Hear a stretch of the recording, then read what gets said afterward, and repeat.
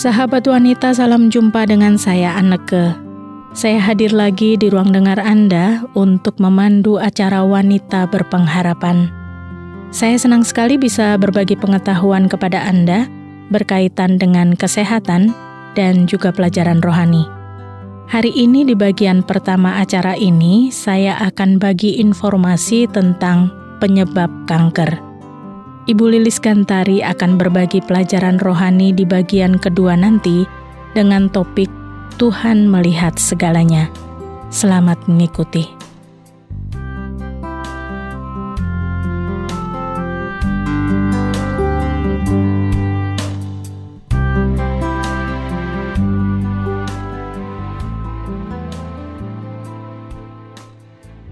Sahabat wanita, ada kisah Ibu Rosi yang sudah beberapa tahun bekerja di sebuah pabrik. Beberapa bulan terakhir, dia merasa tubuhnya lebih mudah lelah dari biasanya. Ibu Rosi berpikir, mungkin ini karena dia sering lembur untuk mendapatkan uang ekstra.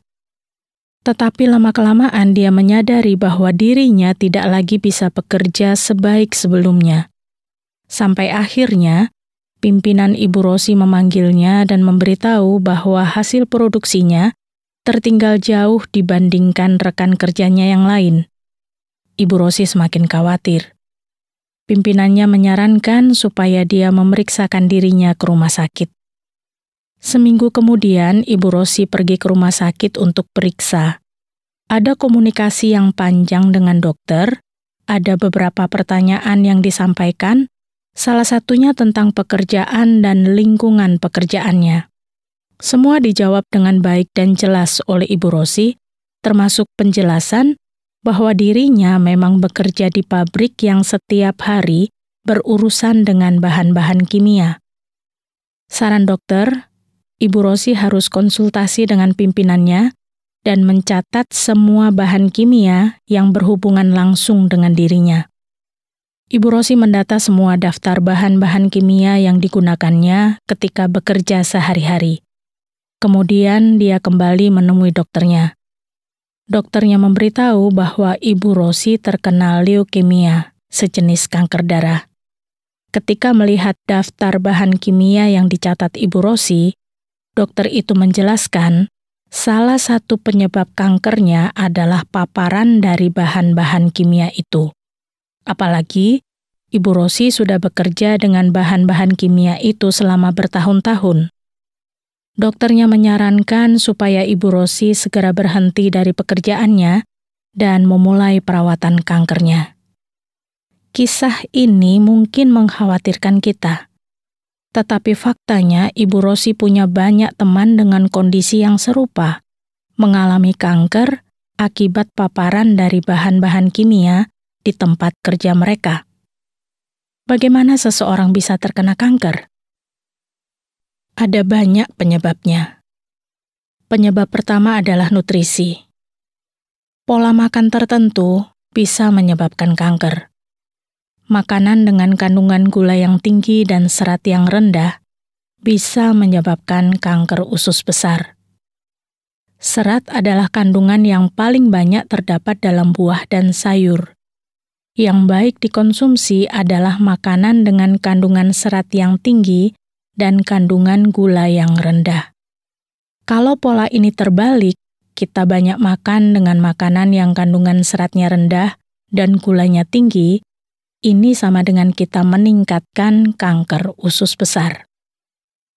Makanan yang diasap juga bisa menyebabkan kanker lambung.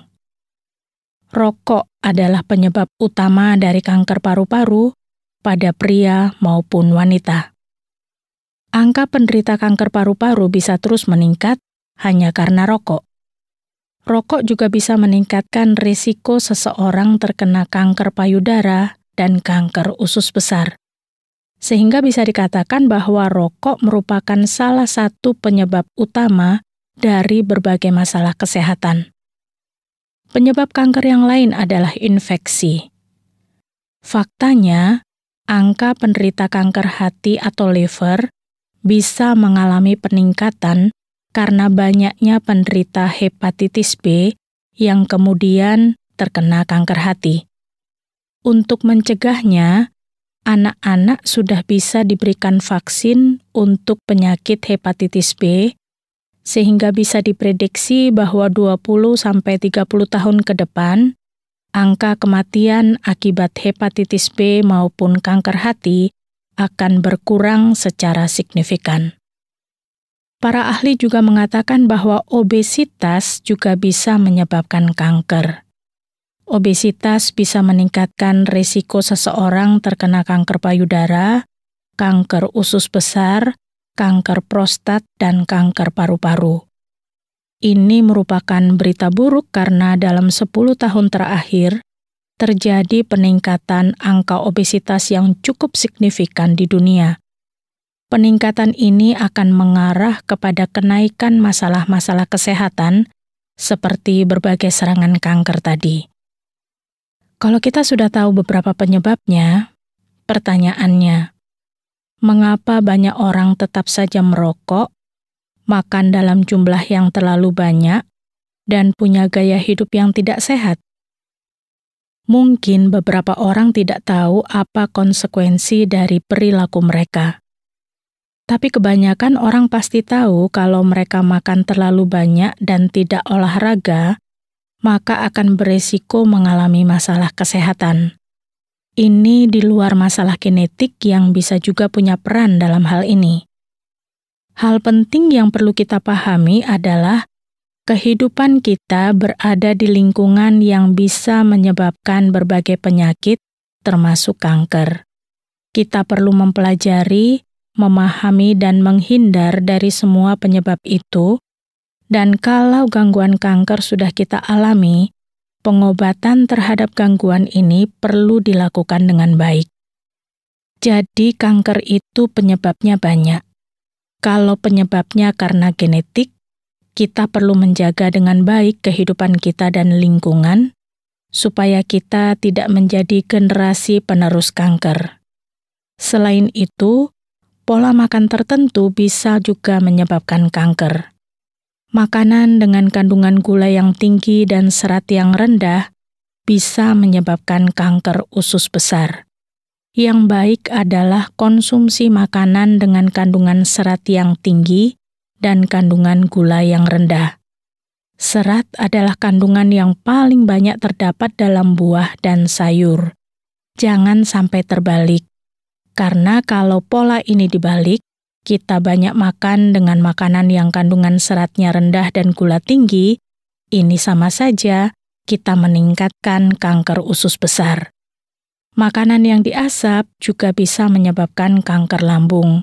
Kalau Anda penikmat makanan berasap atau makanan bakar-bakaran, ini perlu jadi perhatian besar untuk mengurangi atau bahkan menghentikan kebiasaan ini dan mengganti cara mengolah makanan dengan yang lebih sehat. Misalnya direbus atau dikukus. Selain makanan, rokok juga penyebab utama dari kanker paru-paru, baik pada pria maupun wanita. Angka penderita kanker paru-paru bisa terus meningkat hanya karena rokok. Rokok juga bisa meningkatkan risiko seseorang terkena kanker payudara dan kanker usus besar. Kita paham sekarang, rokok merupakan salah satu penyebab utama dari berbagai masalah kesehatan. Bayangkan kalau kita punya keluarga yang pernah terkena kanker, kemudian kita makan dengan pola serat rendah, gula tinggi, jarang berolahraga, dan kita merokok. Berapa banyak organ tubuh kita yang bisa terkena kanker? Belum lagi kalau kita terkena infeksi dan menderita hepatitis B dan tidak cepat diobati. Sahabat wanita, ini kondisi yang mengerikan dan sangat menakutkan. Kanker itu gangguan yang bisa menggerogoti tubuh pasiennya, bahkan menguras uang penderitanya untuk pengobatan. Saya yakin kita tidak ingin berada di situasi ini, jadi mencegah jauh lebih baik daripada mengobati. Pengalaman Ibu Rosi dalam cerita hari ini bisa menjadi pelajaran penting kita, bahwa dimanapun kita berada, di lingkungan manapun kita bekerja, mari pahami dengan baik hal-hal apa saja yang bisa menjadi penyebab gangguan kesehatan, termasuk kanker. dan mari segera menghindarinya. Kalau memang harus keluar dari pekerjaan itu, lakukan saja, karena menjaga kesehatan dan mengobati gangguan kesehatan itu adalah hal yang utama. Jangan lupa untuk memperhatikan nutrisi kita, pola makan kita, konsumsilah makanan yang tinggi serat dan rendah gula, imbangilah dengan olahraga yang cukup, hindarilah makanan asap atau bakar-bakaran, dan gantilah olahan yang direbus atau dikukus. Makanan ini selain sehat juga bisa menjaga tubuh dari obesitas, karena obesitas pun bisa meningkatkan risiko seseorang terkena kanker payudara, kanker usus besar, kanker prostat, dan kanker paru-paru. Mari kita menjaga tubuh kita dari serangan kanker, supaya kita bisa menjaga negara bahkan dunia dari jumlah pasien kanker yang bertambah.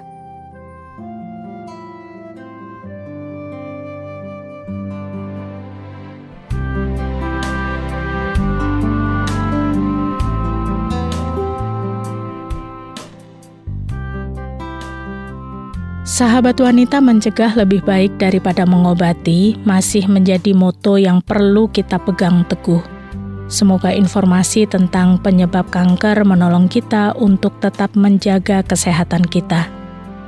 Tuhan melihat segalanya akan menjadi topik pelajaran bagi jiwa kita yang akan mengingatkan dan meneguhkan iman kita. Ibu Lilis Gantari akan menyampaikannya untuk Anda. Sesudah sebuah lagu berikut ini, kita akan simak bersama.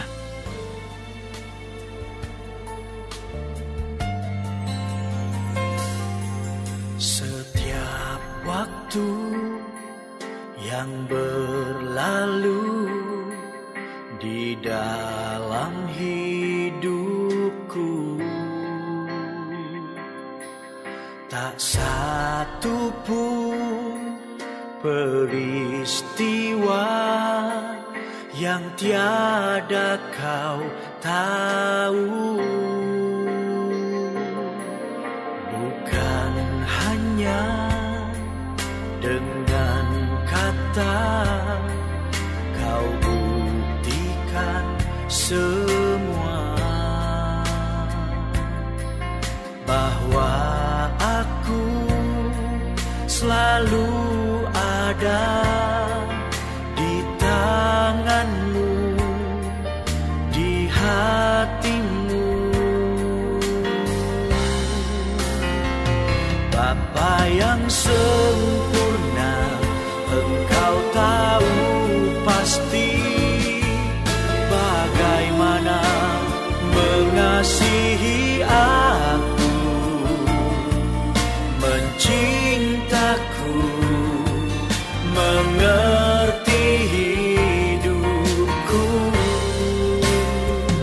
Bapa yang setia, Engkau tahu waktu yang terbaik untukku melihat kemuliaan-Mu nyata di hidupku. Bapa yang sempurna.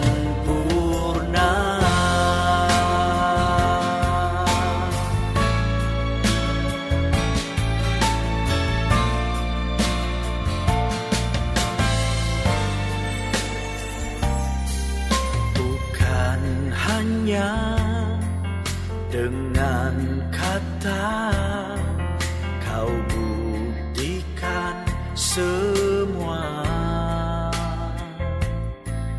bahwa aku selalu ada di tangan-Mu, di hatimu.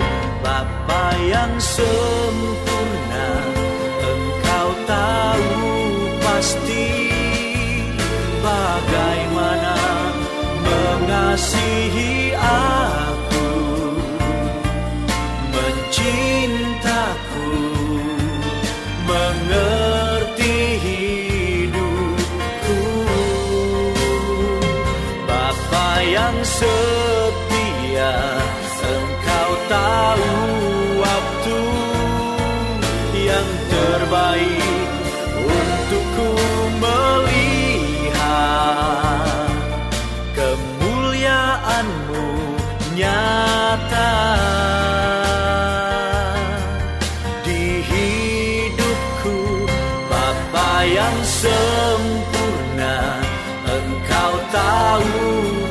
mengerti bagaimana mengasihi aku, mencintaku, mengerti hidupku. Bapa yang setia, Engkau tahu waktu yang terbaik untukku melihat kemuliaan-Mu nyata di hidupku. Bapa yang sempurna.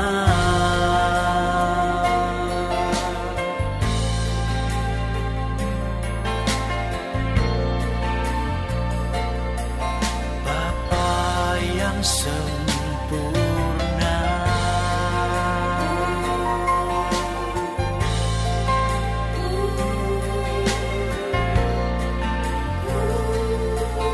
Bapa yang sempurna.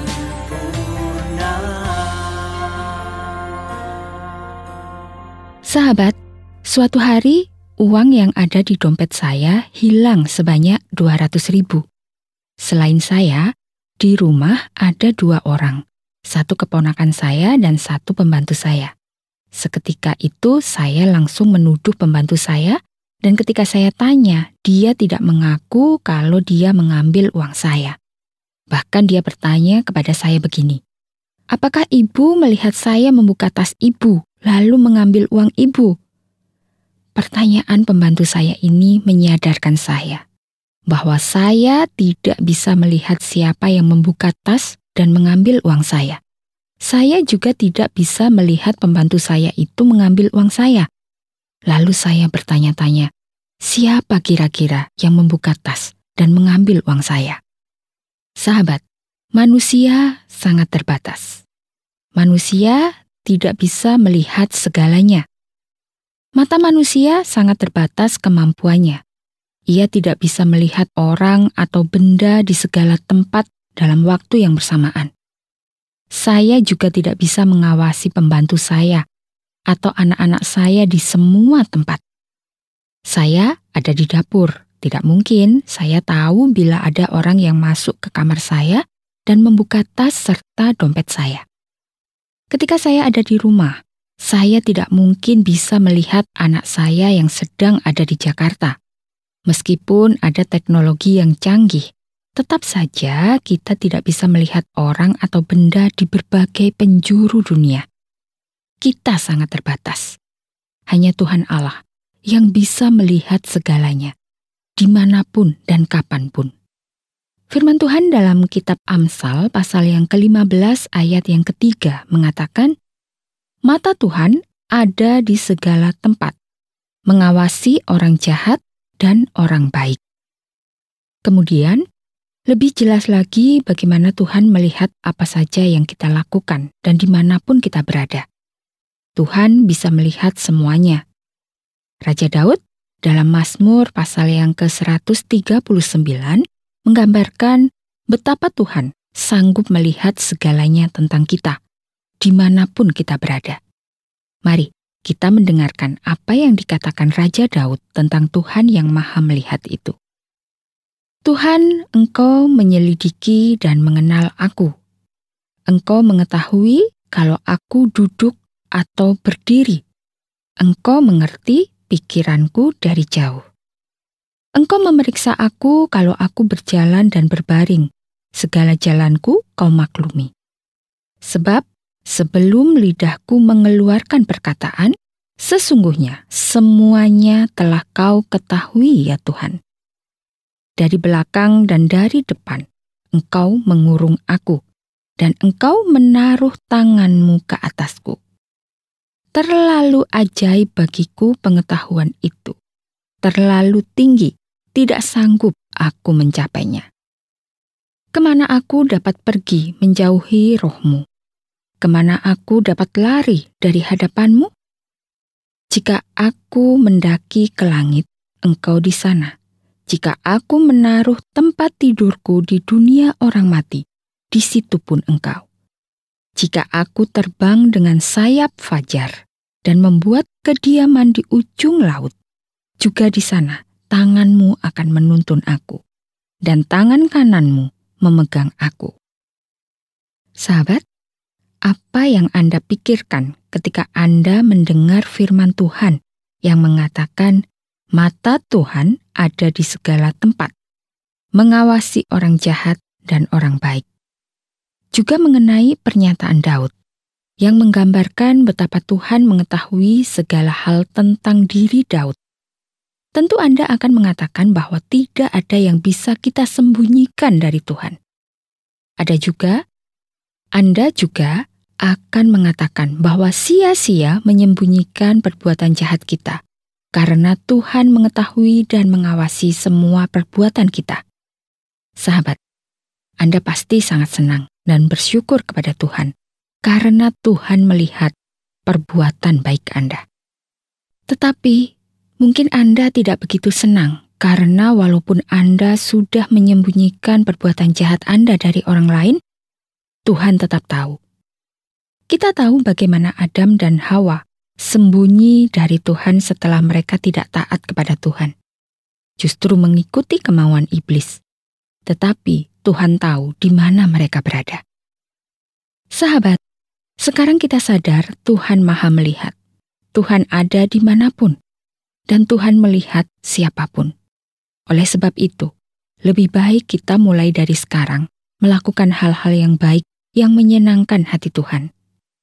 Bayangkan, betapa senangnya Tuhan melihat Anda sedang melakukan perbuatan yang baik, yang suci, dan yang berkenan kepadanya.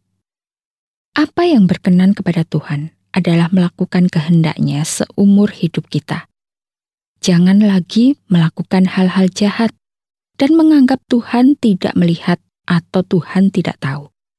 Mari kita mempersembahkan hidup kita untuk melakukan kehendak-Nya. Dan mari kita memuliakan Tuhan kita selagi kita masih bernafas. Kita akan menerima upah-Nya ketika kita ada di surga bersama-sama dengan Allah Bapa. Sahabat, saya akan membacakan kembali tulisan Raja Daud dalam Mazmur 139 yang menggambarkan betapa Tuhan mengetahui segala yang dilakukan oleh Daud. Dan tulisan Daud ini bisa juga menyadarkan kita bahwa Tuhan melihat segala hal tentang kita, apa yang kita lakukan dan apa yang kita pikirkan. Dan semoga nyanyian Daud ini sungguh-sungguh menjadi berkat buat Anda dimanapun Anda berada. Mari kita bersama-sama mendengarkan Daud yang berbunyi demikian. Tuhan, Engkau menyelidiki dan mengenal aku. Engkau mengetahui kalau aku duduk atau berdiri. Engkau mengerti pikiranku dari jauh. Engkau memeriksa aku. Kalau aku berjalan dan berbaring, segala jalanku Kau maklumi. Sebab sebelum lidahku mengeluarkan perkataan, sesungguhnya semuanya telah Kau ketahui ya Tuhan. Dari belakang dan dari depan Engkau mengurung aku, dan Engkau menaruh tangan-Mu ke atasku. Terlalu ajaib bagiku pengetahuan itu. Terlalu tinggi, tidak sanggup aku mencapainya. Kemana aku dapat pergi menjauhi Roh-Mu? Kemana aku dapat lari dari hadapan-Mu? Jika aku mendaki ke langit, Engkau di sana. Jika aku menaruh tempat tidurku di dunia orang mati, di situ pun Engkau. Jika aku terbang dengan sayap fajar dan membuat kediaman di ujung laut, juga di sana tangan-Mu akan menuntun aku, dan tangan kanan-Mu memegang aku. Amin.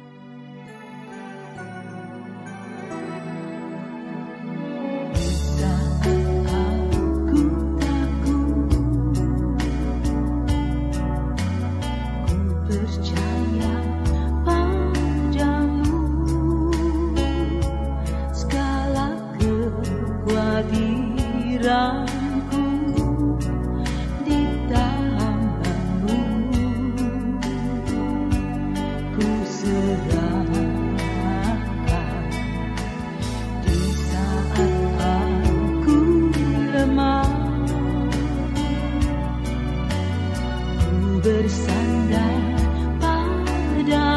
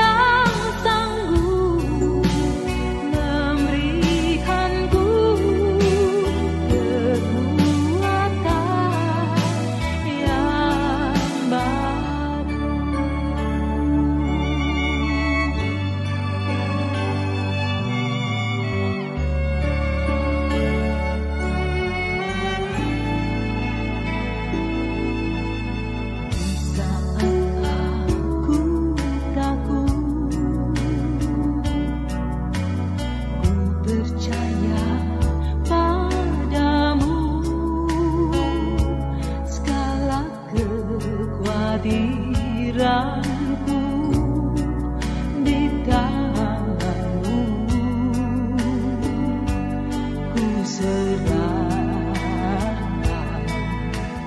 di saat aku lemah. Ku bersandar padamu, segala kesesakanku telah kau tanggung bagiku.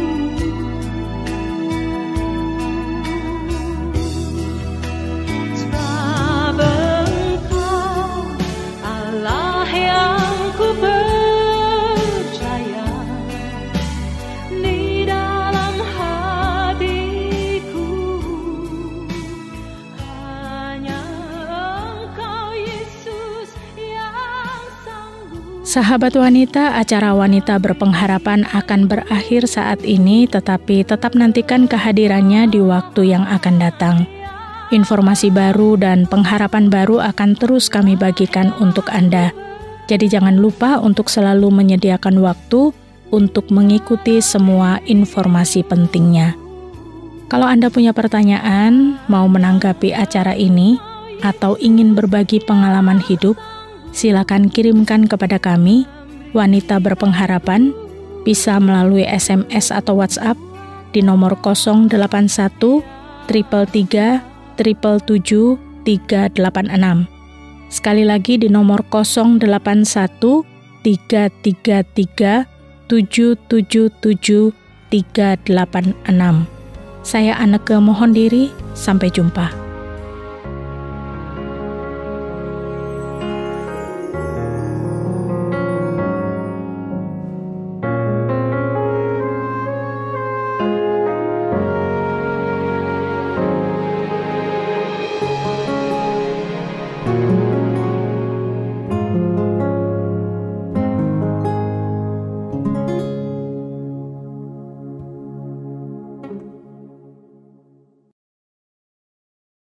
Terima kasih Anda sudah mengikuti program kami. Jika Anda diberkati, jangan lupa like, komen, dan share supaya Anda tidak ketinggalan setiap program terbaru kami. Jangan lupa juga untuk subscribe channelnya dan nyalakan loncengnya.